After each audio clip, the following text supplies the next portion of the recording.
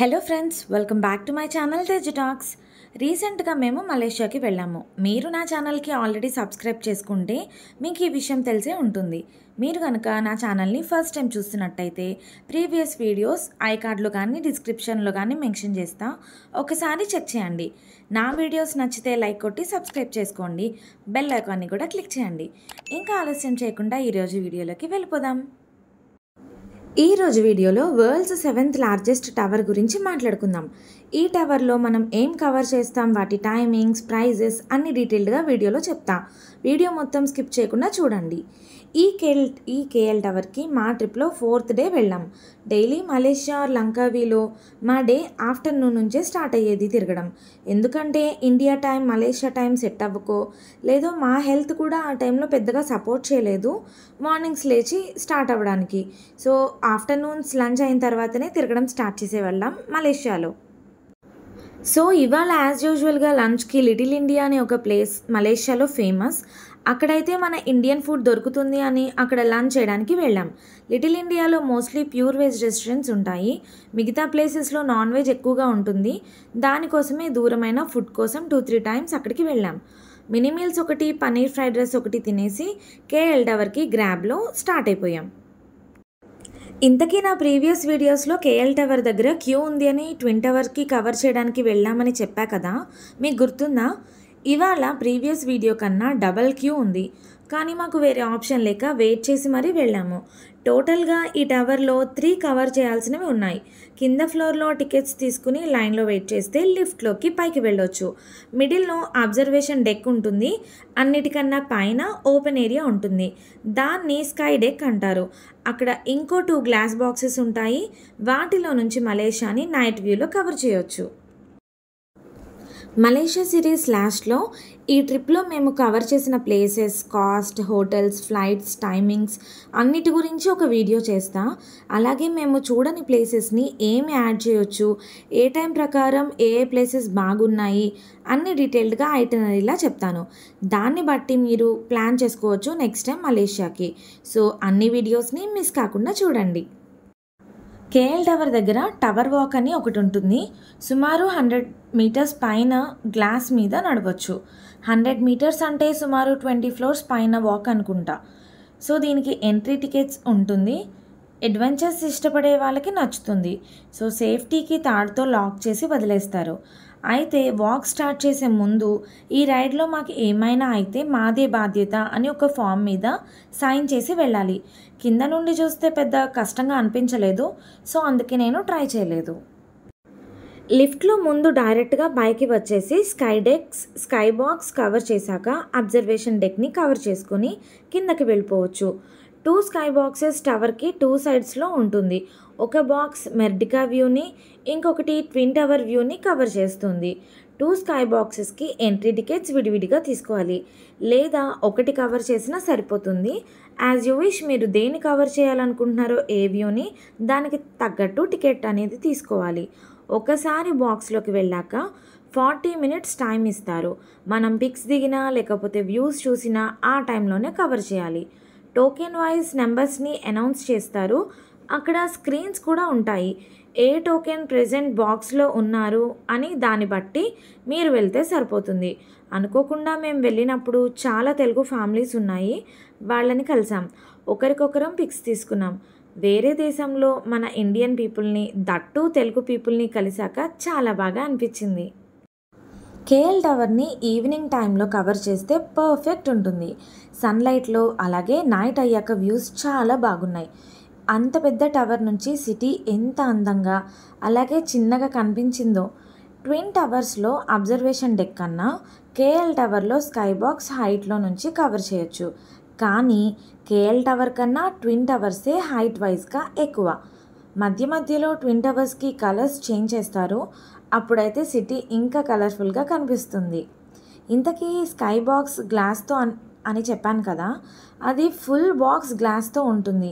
అంటే పైనుంచి కిందకి చూస్తే భలే థ్రిల్లింగ్గా ఉంటుంది, అంత హైట్ నుంచి కిందకి చూడడం. ఇప్పుడైతే అబ్జర్వేషన్ డెక్ కవర్ చేద్దామని కిందకి వెళ్ళిపోయాం. ఇంకా అబ్జర్వేషన్ డెక్లో 360 డిగ్రీస్లో సిటీ కవర్ చేయొచ్చు. మనకి హోటల్స్ ఆర్ బిల్డింగ్స్ వ్యూస్ చాలా క్లియర్గా కనిపిస్తాయి. దీన్ని నైట్ కన్నా డే లైట్లో కవర్ చేయడం బెటర్ అని నా ఒపీనియన్. నైట్ వ్యూస్ అంత క్లియర్గా లేవు. ఇంకా ఈ ఫ్లోర్లో ఇదే కాకుండా వరల్డ్లో ఇప్పటి వరకు ఉన్న లార్జెస్ట్ టవర్స్ ఏ దేశాల్లో ఉన్నాయి, వాటి ర్యాంకింగ్ ఆధారంగా విత్ నేమ్స్ అండ్ హైట్ డీటెయిల్డ్గా ఆర్ట్ పీస్ లాగా పెట్టారు. దాన్ని కూడా ఇక్కడ కవర్ చేయొచ్చు. ఈ బిల్డింగ్లో ఇదే కాకుండా ఒక రెస్టారెంట్ కూడా ఉంది. చిన్నగా స్నాక్స్ పాయింట్స్ కూడా అక్కడక్కడ ఉంటాయి. కింద ఫ్లోర్లో ఫస్ట్ ఫ్లోర్లో చిన్న గార్డెన్ ఏరియా లాగా ఉంటుంది. ఈవినింగ్స్ కూర్చుని చిల్ అవ్వచ్చు అన్నట్లు ఉంటుందన్నమాట. టోటల్ 16 టవర్స్ ఉన్నాయి. కేఎల్ టవర్ అయితే అందులో 7th లార్జెస్ట్ టవర్ అన్నమాట. ఇది టోటల్ 420 మీటర్స్ హైట్లో ఉంటుంది.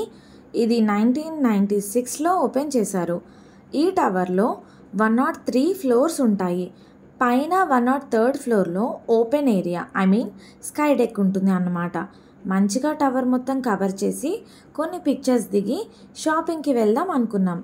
ఆ తర్వాత గ్రాబ్ బుక్ చేసుకుని పెవిలియన్ మాల్ దగ్గరికి వెళ్ళిపోయాం.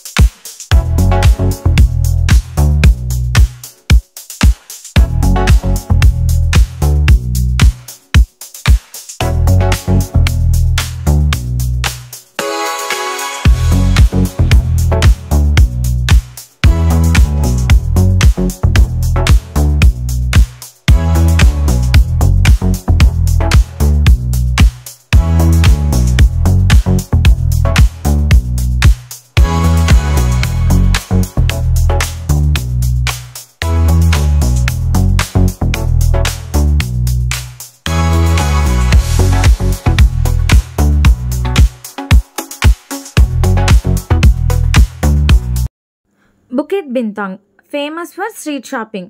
అది చెప్పాలంటే మినీ బ్యాంకాక్లా ఉంటుందన్నమాట. మలేషియాలో చైనా మార్కెట్ కూడా ఉంటుంది. కాకపోతే దానికంటే ఇది బాగుంటుందని ఇక్కడికే వచ్చాం. పెవిలియన్ మాల్ దగ్గర నుండి బుకెట్ బింతాంగ్ స్టార్ట్ అవుతుంది. అయితే ఇక్కడ స్ట్రీట్ షాపింగ్కి మసాజ్ స్ట్రీట్స్, ఫుడ్ స్ట్రీట్స్ అని సపరేట్గా ఉంటాయి. మన రిక్వైర్మెంట్ ప్రకారం కవర్ చేయొచ్చు. ముందైతే స్ట్రీట్ షాపింగ్ సైడ్లో Indian restaurants, local food stalls, jewellery shops, tattoo shops లాంటివి ఉంటాయి. ఇక్కడ మన నేమ్స్తో బ్రేస్లెట్స్ అండ్ చైన్స్ లాంటివి అప్పటికప్పుడే చేసిస్తారు. అలాగే చిన్న గిఫ్టింగ్ పర్పస్ స్టోర్స్ కూడా ఉంటాయి. ఈ స్ట్రీట్లో ఓపెన్ మ్యూజిక్ షోస్, కొన్ని స్నేక్స్తో పిక్స్ దిగే లాంటి స్పాట్స్ కూడా కొన్ని ఉన్నాయి. ఈ స్ట్రీట్ ఫుల్గా ఎక్స్ప్లోర్ చేసి షాపింగ్ కంప్లీట్ చేసాం. మొత్తం తిరిగాక ఫుల్ స్ట్రెయిన్ అయిపోయి అక్కడే ఇండియన్ రెస్టారెంట్లో డిన్నర్ చేసాం. ఇంతకీ మాకు కేఎల్ టవర్ దగ్గర ఒక ఫ్యామిలీ కాకినాడ నుంచి వచ్చిన వాళ్ళు పరిచయం అయ్యారు. వాళ్ళు కూడా మాతో పాటే షాపింగ్కి వచ్చారు. అందరం కలిసి షాపింగ్ అయిపోయాక డిన్నర్ కూడా కలిసి చేసాం. నెక్స్ట్ మసాజ్ స్ట్రీట్కి వెళ్ళాం. జస్ట్ అక్కడ ఎలా ఉంటుందో అని చూడాలనిపించి వెళ్ళాం. ఫ్యామిలీస్ ఆర్ కపుల్స్గా వెళ్తే పెద్దగా ప్రాబ్లం ఉండదు, కానీ బాయ్స్ సింగిల్గా వెళ్తే కష్టం అనుకుంటా. అక్కడ పెద్దగా వీడియోస్ తీయలేదు, ఎందుకు వచ్చిన ప్రాబ్లం అని. కాకపోతే అక్కడ గుడ్ అండ్ బ్యాడ్ రెండు ఉన్నాయి. మంచిగా ఫ్యామిలీస్ వెళ్ళి బాడీ ఆర్ లెగ్ మసాజెస్ చేసుకోవడానికి మంచి మసాజ్ ప్లేసెస్ కూడా ఉన్నాయి. సో మీరు కూడా ఈ ప్లేస్ని కూడా కవర్ చేయొచ్చు కావాలంటే. ఈ స్ట్రీట్ బాగా లోపలికి వెళ్తే పబ్స్ ఎక్కువగా ఉన్నాయి. సౌండ్స్ కూడా ఎక్కువగా పెడుతున్నారు. పైగా నైట్ 11 తర్వాత అస్సలు వెళ్ళకపోవడం మంచిది. ఇది నా సజెషన్. ఇంకపోతే ఫుడ్ స్ట్రీట్. ఇక్కడ లేని నాన్ వెజ్ ఐటమ్ ఉండదనుకుంటా. ఒక్క మనిషి మాంసం తప్ప అన్నీ ఉంటాయి అన్నట్లు ఉంది. జస్ట్ ఎంట్రన్స్లోనే నాకు కడుపు తిప్పింది, అందుకే లోపలికి వెళ్ళే సాహసం చేయలేదు. మలేషియాలో నాన్ వెజ్తో పాటు ఫ్రూట్స్లో దురియన్ ఫ్రూట్ చాలా ఫేమస్. కానీ సాహసం చేసి తినాలి అని ఎవ్వరూ ట్రై చేయొద్దు. టేస్ట్ సంగతి తెలియదు, కానీ స్మెల్ మాత్రం వరస్ట్. టేస్ట్ కూడా బాగోదు అని చాలామంది చెప్పారు. సో లైట్ తీసుకుని తినలేదు. ఇలా మొత్తం కవర్ చేశాక నైట్కి మా హోటల్కి వెళ్ళిపోయాం. మలేషియాకి వెళ్ళడం వల్ల మాకు ఒక ఫ్యామిలీ పరిచయం అయింది. ఒక కొత్త ప్లేస్ ఎక్స్ప్లోర్ చేసాం. అక్కడ భాష, పద్ధతి, కల్చర్ అన్నీ తెలిసాయి. పైగా మాది ఫస్ట్ ఇంటర్నేషనల్ ట్రిప్ కాబట్టి మాకు చాలా స్పెషల్. చిన్నదైనా పెద్దదైనా మన బడ్జెట్ ప్రకారమైన ట్రిప్స్కి వెళ్తే మన మైండ్ అండ్ బాడీ రీఫ్రెష్ అవుతుంది అని మా ఒపీనియన్. దేవుడి దయ వల్ల నా హస్బెండ్కి కూడా నాలాగే ట్రావెలింగ్ అంటే ఇష్టం. దానికోసమే కష్టపడి మనీ సేవ్ చేస్తాం. మీ ఫస్ట్ ట్రిప్ ఎక్కడికి వెళ్ళారో కామెంట్లో షేర్ చేయండి. I will feel so happy. అవి ఖచ్చితంగా చదువుతాను. నా వీడియో కంప్లీట్గా చూసారు కదా, మీకు నచ్చినట్టయితే లైక్ చేసి సబ్స్క్రైబ్ చేసుకోండి. Thanks for watching. Keep smiling.